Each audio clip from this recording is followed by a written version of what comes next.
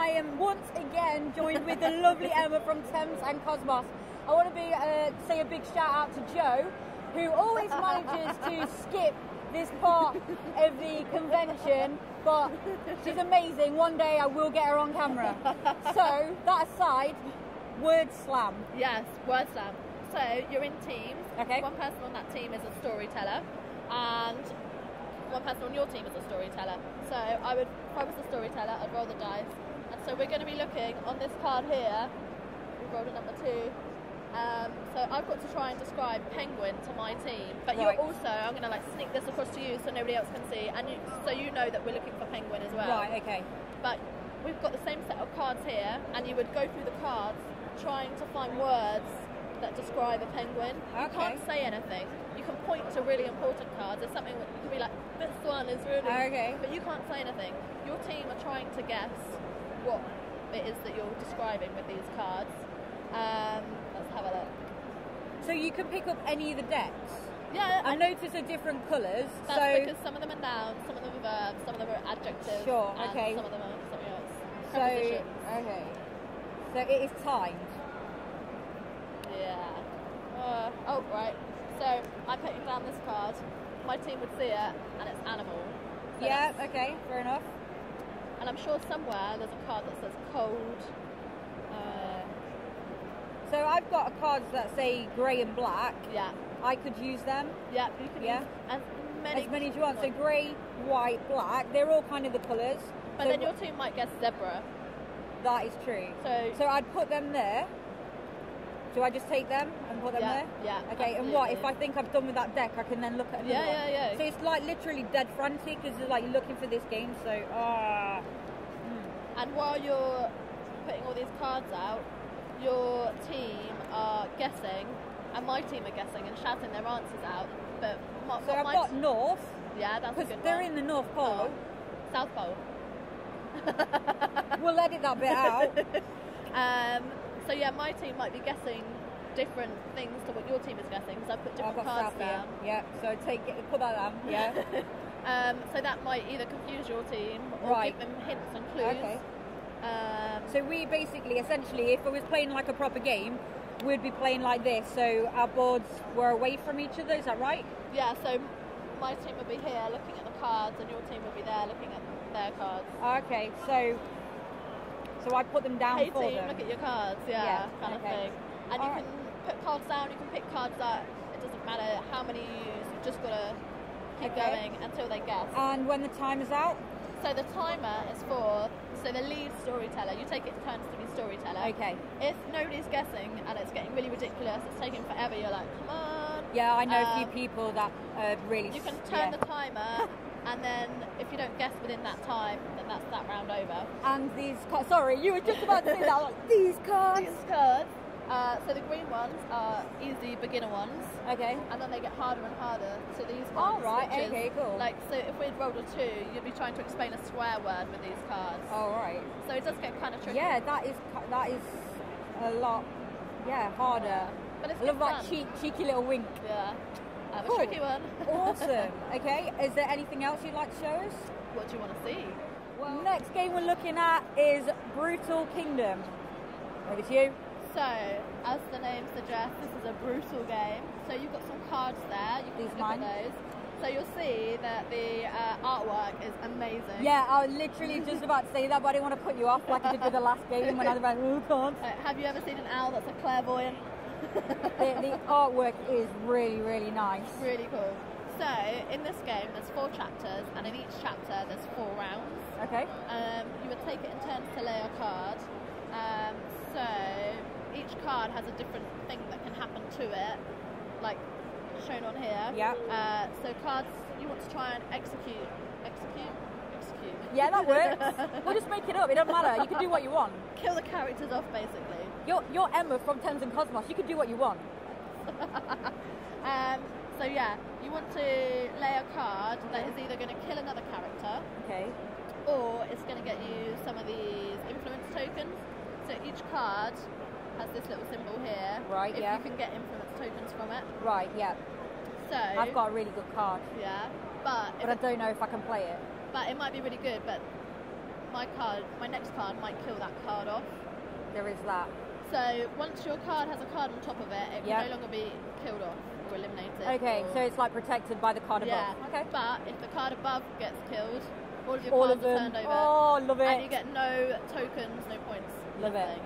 If I kill one of your points, one of your characters, I get one of these kill point things. Kill coin tokens, yeah. So yeah, basically you're trying to get as many of these as possible. And at the end of the game, depending on how many of these are being distributed, depends on how many points you get as well. So if there's 10 of these left, then each one of these is worth 10 that you've got. But if there's only one left, then they're only worth 1 point. Right. So it depends how many of them have gone out. So various that's interesting. So they're not really worth that much if lots of people have them. So I like that. On some of the cards, we've got some more here. You can have a look at the cards that are in the middle that haven't been distributed. I've got the king. Okay, that's pretty cool. It is but pretty the king can be easily killed. Why? Oh, by an queen. Assassin? Yeah, or the queen. Or the queen. That's cool. So, if you'd laid the king, and then I'm like, oh, the queen, the king will be immediately eliminated when he is in play.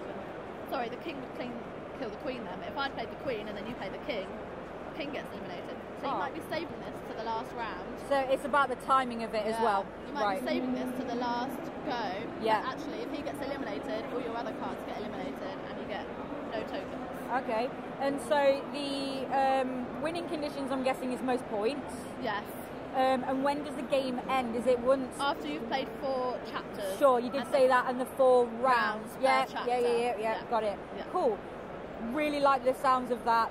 Love the artwork. So that's Brutal Kingdom, and that's 3 to 4 players. Yeah. And it plays in. I'm looking at the side of the information. 30 minutes. Yes. I knew that. I'm professional. Awesome. That looks great. Is there anything else you'd like to show us? Next up is Kerala. So I've got 2 elephants, and I've got 2 elephants. 2 very pretty elephants. Yeah, they are really nice. So Kerala is a game where you're laying tiles and you're trying to get as many points as possible from these tiles.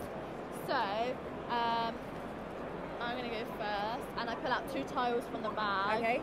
And I'm going to take this one, which has 2 elephants on it. Right. And I'm going to move one of my elephants across there. Your elephants can only move one place at a time, and they can't move diagonally. And various different cards have various different results. Okay. So this one, because I went first, you get to go first next time, so that's not all bad. Right, so it's alternating turns, so so I have that one. So there's a bit of drafting in that. Yeah. So you draw the tiles. Is it you draw the tiles as many players? Yeah. And then you draft and Okay, so with this tile here, I have to probably play in a certain way, do I? Well, no, it just means that if you get a red one that joins onto this, you get 5 points extra at the end of the game. If you don't get a red one, you don't lose any points. Okay, so it's like win or nothing really. Yeah. And the aim of the game is to get as many points as possible. Yeah. Each elephant is worth 1 point. Right. There's other tiles in here, like this one, which means you can move a tile. So if you had quite a lot of tiles, and you thought, I've got a purple one over here that's sitting on its own, I really want it with the rest of the purple ones, you can, as long as you place that where there's an elephant to move to, you can move that purple tile then. There's also cards that mean you can move your elephant as well.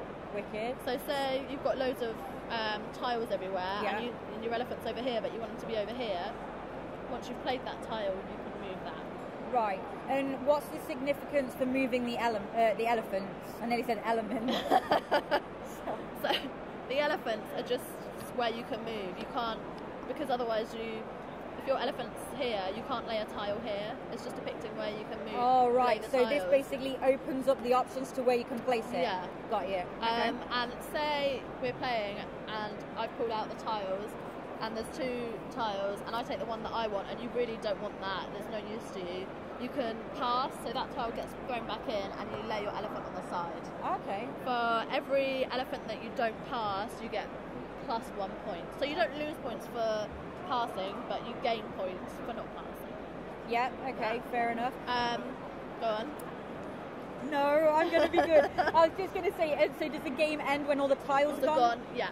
And so the aim of the game is to score as many points as possible from each area of colour. Okay. So although you're black, you want to collect green, red, blue and purple tiles as well. Right. And like I said, each elephant tile scores you a point. Okay. And you can stack up the tiles as well. Oh, right, So okay. if you wanted to move back, you could put another colour on that if it's got more points than what's... So okay. say you were here and you wanted to make that a purple one with 3 elephants on it, you can stack on that and move it. That's really neat, and have to say, it sounds like a really simple, easy game on first glance, but with a lot of strategy about where you're placing it and where you're moving these guys as well. And so, say I have another area of purple over here at the end of the game, you would lose a point for having 2 areas of purple.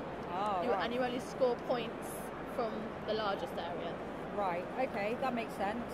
Awesome. And that is 2 to 5 players. 30 minutes playtime, ages 8 and up. Yeah. Awesome. And the components look really, really good. Cool, I mean, the tiles are really, really chunky, and it's not. They look good. Just buy it. Just buy the game. Even if you just have the elephants on your mantelpiece at home. Yeah, but buy the game. Awesome. You get a nice little score sheet as well. Awesome. Excellent. Well, thank you, Emma, for showing me the games that you've got at the expo. And thank you guys for watching this video.